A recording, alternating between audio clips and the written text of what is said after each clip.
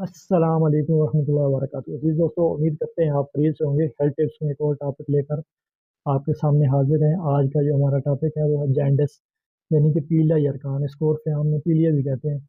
उसकी वजह ये है कि मरीज़ की आंखें पीली हो जाती हैं और मरीज़ का यूरिन भी पीला आता है। इसी वजह से उसको पीला यरकान कहते हैं। तो सबसे पहले मैं वीडियो के शुरू में आपके सामने एक सवाल रखूँगा। इसका जवाब मैं आपको वीडियो के आखिर में दूँगा, इसलिए आपने मेरी वीडियो जो है ना पूरी आखिर तक देखनी है। ये इसके पीले यरकान के बारे में अक्सर लोगों से आपने सुना होगा कि इसमें गन्ने का जूस और गंडेरी जो है ना, इसके इलाज के लिए बहुत ज़्यादा मुफ़ीद है। तो आप वो बताएँ कि इसके इलाज में गंडेरी और गन्ने के जूस का कोई अमल दखल है या नहीं है? इसका जवाब मैं आपको वीडियो के आखिर में दूँगा, इसलिए आपने मेरी वीडियो पूरी गौर से सुननी है।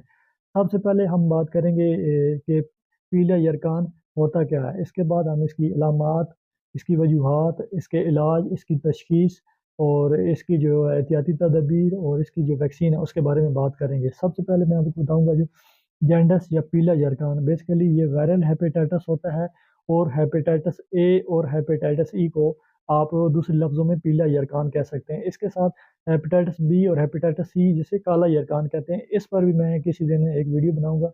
लेकिन अभी आज का जो हमारा मौज़ू है वो हेपेटाइटिस ए और हेपेटाइटिस ई यानी कि पीला यरकान है।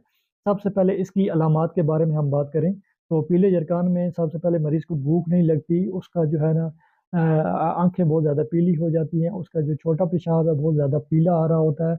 उसके साथ मरीज़ को अक्सर मतली और कै रहती है और साथ मरीज़ को अक्सर दर्द रहता है पेट में। उसके साथ मरीज़ का जो पखाना है, उसका जो कलर है वो भी सफ़ेद होना शुरू हो जाता है। इसके साथ मरीज़ को अक्सर पसीना भी आता है और मरीज़ को बहुत ज़्यादा थकावट महसूस होती है और मरीज़ को अक्सर टाँगों में दर्द रहता है। अगर आप में ये अलामात पाई आ रही हैं, तो आप अपने इसकी तशख़ीस के लिए अपने करीबी मालिज के पास ज़रूर जाएँ।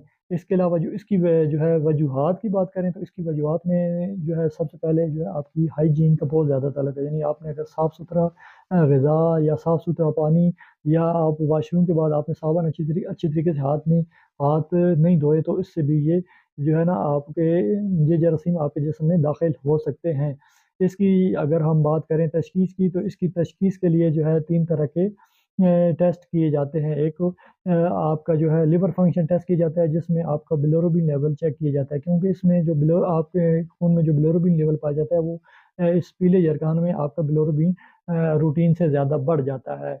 इसकी एक ये आप इसमें चेक कर सकते हैं लिवर फ़ंक्शन में। इसके साथ आप यूरिनरी में जो है इसकी जो है प्रोटीन और दूसरी जो है ना चेक कर सकते हैं। आपकी बाकी चीज़ें चेक कर सकते हैं। इसके साथ आप अल्ट्रासाउंड पेट का वो भी बहुत ज़रूरी है। उसमें भी इसकी बीमारी की तशख़ीस की बहुत हद तक मदद मिलती है। इसके साथ एहतियाती तदाबीर आपको मैं बता दूँ, एहतियाती तदाबीर आपने बाहर की जो चीज़ें हैं वो कम से कम इस्तेमाल करनी है। आपने कोशिश करनी है कि बाहर की जो भी चीज़ इस्तेमाल करें वो साफ़-सुथरी ग़िज़ा हो, साथ अगर पानी इस्तेमाल कर रहे हैं तो वो साफ़-सुथरा और हाइजीनिक पानी हो। साथ वॉशरूम के बाद या पब्लिक टॉयलेट कोई भी यूज़ करते हैं तो आप अच्छे तरीके से साबुन से हाथ धो ताकि ये जरासीम आपके जिस्म में दाखिल ना हों। इसके साथ हेपेटाइटिस जो ए है उसकी तो वैक्सीन मार्केट में आ रही है, वो आप लगवा सकते हैं। इसके साथ हेपेटाइटिस ए की अभी तक कोई पाकिस्तान में वैक्सीन अवेल नहीं है।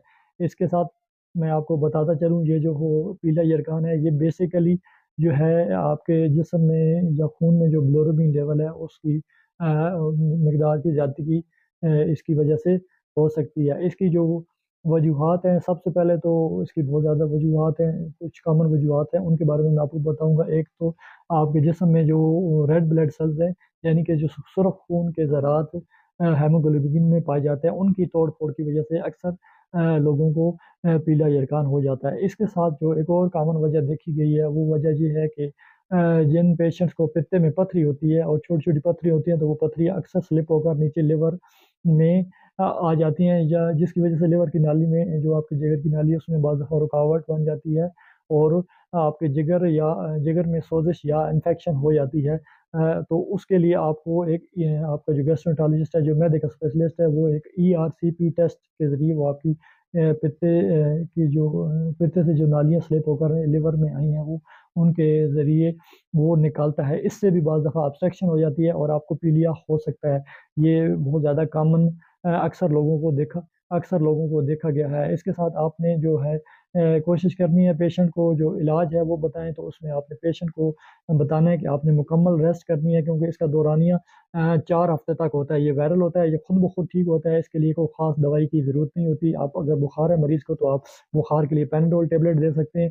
साथ अगर क्या है या मुतली है तो आप उसको टेबलेट मोटिलियम या डोमपेरिडोन के नाम से कोई भी अच्छी टेबलेट दे सकते हैं। साथ आप उसको हैपामार सिरप भी एहतियातन दे सकते हैं। अगर पेशेंट की कंडीशन ज़्यादा सही है तो आप उसको डेक्सट्रोज वाटर में ड्रिप भी लगा सकते हैं, जो कि आप डॉक्टर की एडवाइस के बगैर हरगिज़ इस्तेमाल ना करें। इसके साथ मैंने आपको शुरू में आपसे एक सवाल पूछा था, उसका मैं अभी आपको जवाब देता हूँ। वो जो है आपसे पूछा था कि अगर गन्ने का रस और गंडेरी के बारे में बहुत सुना गया कि वो इस बीमारी के इलाज में बहुत ज़्यादा मुफीद है। तो इसमें इस बीमारी के में गन्ने का रस और गंडेरी का कोई इतना ख़ास रोल नहीं है। ये सिर्फ़ इसलिए कहा जाता है कि पेशेंट में डिहाइड्रेशन ना हो, उसकी पानी की कमी पूरी की जा सके, चाहे वो आप गंडेरी से पूरी करें, चाहे गन्ने के रस से पूरे करें या जूस से पूरे करें, या आप जो है उसको सादा पानी दें। ठीक है? कोई भी आप उसको चीज़ लिक्विड या पानी आपने उसको कोशिश करना है कि ज़्यादा से ज़्यादा इस्तेमाल करें, ताकि उसके जिस्म में पानी की कमी ना हो, क्योंकि ऐसे मरीज़ों को अक्सर डिहाइड्रेशन हो जाती है। ठीक है?